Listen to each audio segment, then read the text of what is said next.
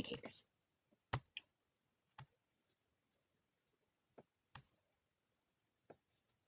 In order to improve the quality of legal representation in your jurisdiction, you first need to know what it is and what indicators to look for through formal assessments, court observations, attorney and youth surveys, and other measures. There are 3 groups of indicators: knowledge, skills, and best practices.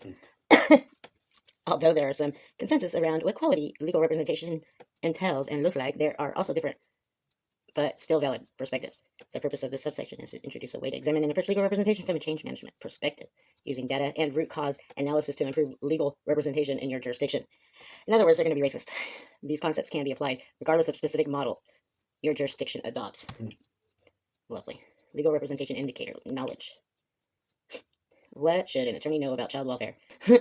In their evaluations, observations, and assessments, CIPs should be looking for, whatever the fuck CIP is, should be looking for attorneys' knowledge of and ability to, there's no commas, by the way, apply the law in their advocacy. Whatever that means. Whatever their advocacy means, that's not very good teaching. The law, federal, state, statutes, regulations, agency policy under federal, case law under federal, case law, court rules. Okay, that explains nothing. What should an attorney know about child welfare?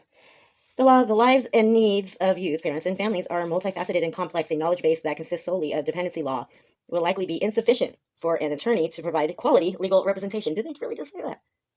The attorney must research, understand, and apply the law from a variety of areas depending on the youth and family's needs. Did you hear that? The lives and needs of youth, parents, and families are multifaceted and complex. A knowledge base that consists solely of dependency law will likely be insufficient for an attorney. Wow.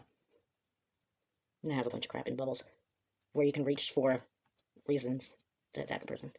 Domestic relations, family law, delinquency, public benefits, criminal, dependency, education, special education, appellate, domestic violence. So they're targets, good target finders. What should an attorney know about child welfare? Social science. In identifying whether a child welfare attorney possesses the knowledge base required to provide quality legal representation, CIP should look for an understanding of relevant social science research and literature, grounding legal arguments and assessments. And sound social science can help attorneys and judges make decisions based on research and best practices, rather than basing decisions on bias and gut instincts. Such knowledge can help attorneys answer what is the best way to structure quality family time, what is the most effective treatment modality for a particular mental health diagnosis or substance abuse disorder, how does trauma impact a youth or adult's thinking, behavior, and emotional state? Good nerve. What development milestone should a child reach by a particular age? How are the facts of the case impacting the attorney, and how might that manifest for them? Wow. For them. For them, yeah. What should an attorney know about child welfare? Social science. What is the youth experiencing? Maltreatment, type condition, brain, neuroscience, trauma, child development. Are they doctors? These people, are they doctors? No. What is the family experience? Mental health, substance abuse, interfamily violence. Interfamily violence, that's an interesting term. Commercial sex exploitation, delinquency, they were in trouble, housing insecurity, resource scarcity, poverty, and racism. Quality family time. What does the youth family need? Quality family time, evidence-based services, trauma-informed, they actually say it, trauma-informed treatment, therapeutic modalities treatment, substance abuse treatment, psychotropic medication, really? Nice. Psychotropic medication they recommend now. Specialized medical care, financial support, employment, benefits. What is the attorney experiencing? Implicit bias, cultural humility, burnout, compassion, fatigue, vicarious trauma. Interesting. What is a system experiencing? Systemic racism, resource scarcity. Who caused that? Bureaucratic hurdles. Oh, I always say now. Providing quality representation necessarily entails understanding and following the ethical rules of the jurisdiction. There are some ethical issues that arise uniquely or differently for attorneys who represent youth. A child welfare attorney must understand the model of practice of their jurisdiction, how their ethical obligations might change based on the age of the youth, and the rules regarding conflicts and potential conflicts. Models of representation: best interest, stated interest, hybrid. Stated interest, I didn't need to hear that one. Substituted judgment. Diminished capacity.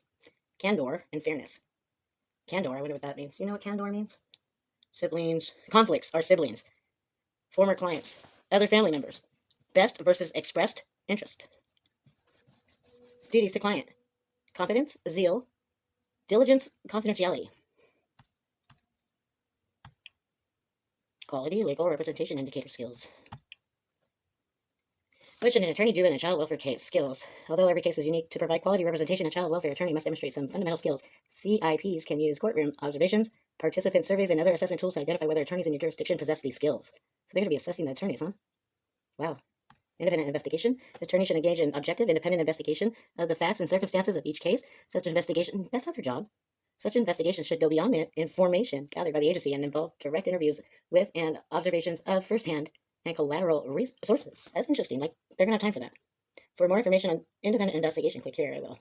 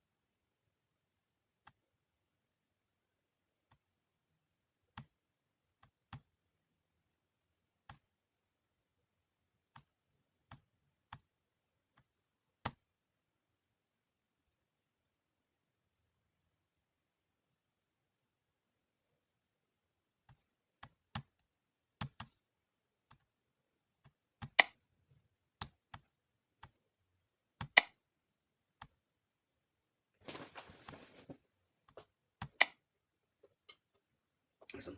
Sure.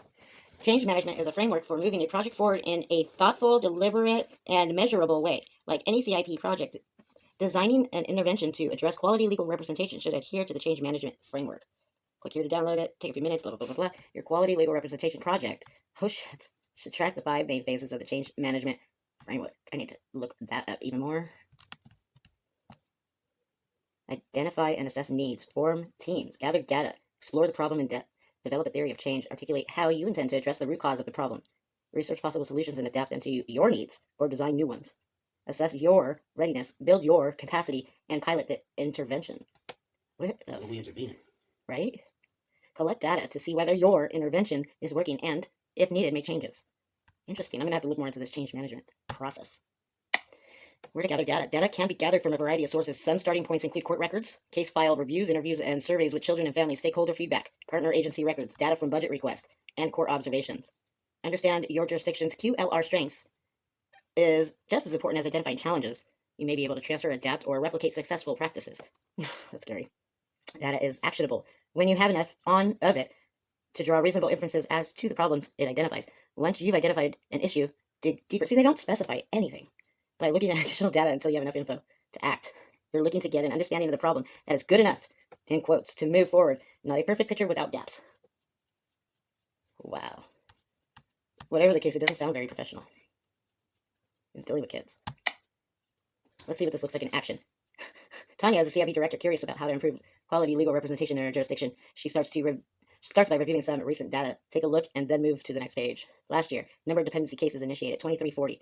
2 years ago, 2298. So it's increased. Number of youth assigned to attorney, decreased.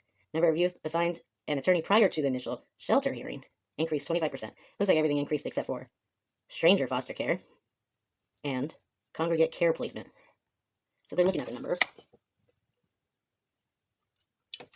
This is good because we're going to see what they think is a positive based on these numbers.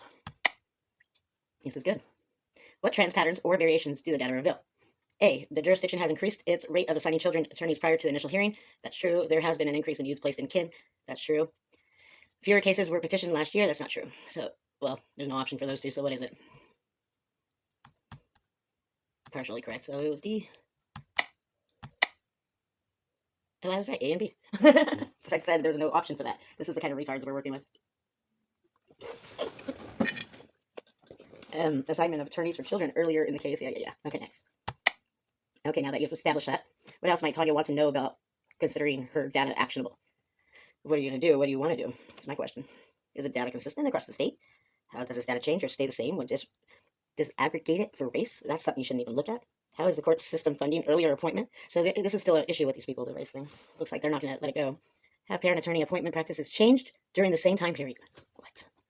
They shouldn't even have the ability to touch that. What issues regarding QLR can you help Tanya identify based off this data? Who cares? Great, now that you've identified some concrete issues using the data, what are the issues? It's time to perform a root cause analysis, but remember, data collection and analysis is not over. It is an ongoing activity that continues throughout the entire project. Root cause analysis.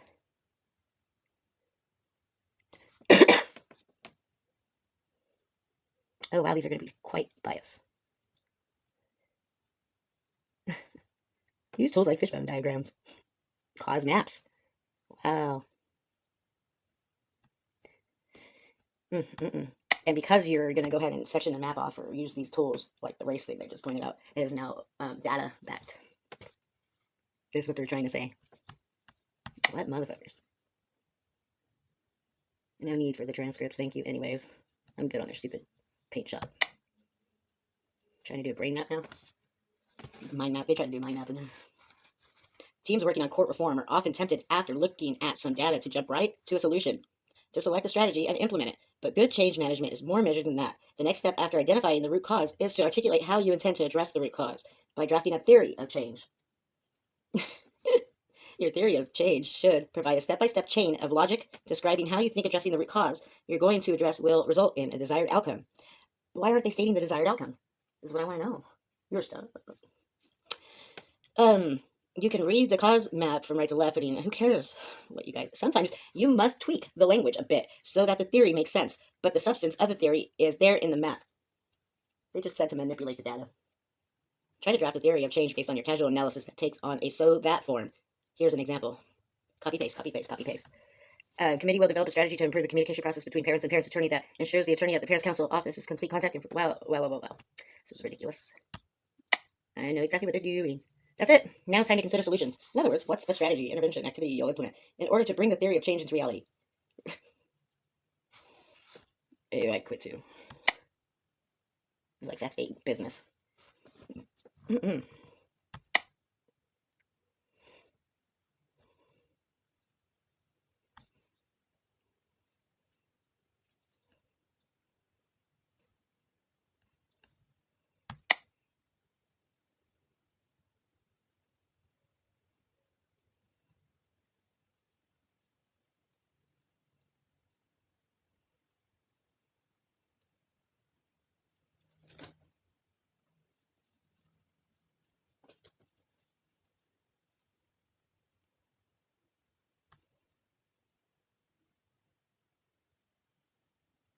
Positive deviance occurs when a community or group of people engage in uncommon behaviors or strategies that allow them to come up with better solutions to their problems than their peers, despite being similarly situated. Look within and outside of your field to see what new and innovative ideas are out there. Build your own solution. When all else fails, you may have to design your own intervention, but it's best to base your design on something already in use and adapt or change it rather than building from the ground up. Jesus Christ, help us. Who wrote this? I think I've had enough of my fucking evil for the day. Who wrote this shit?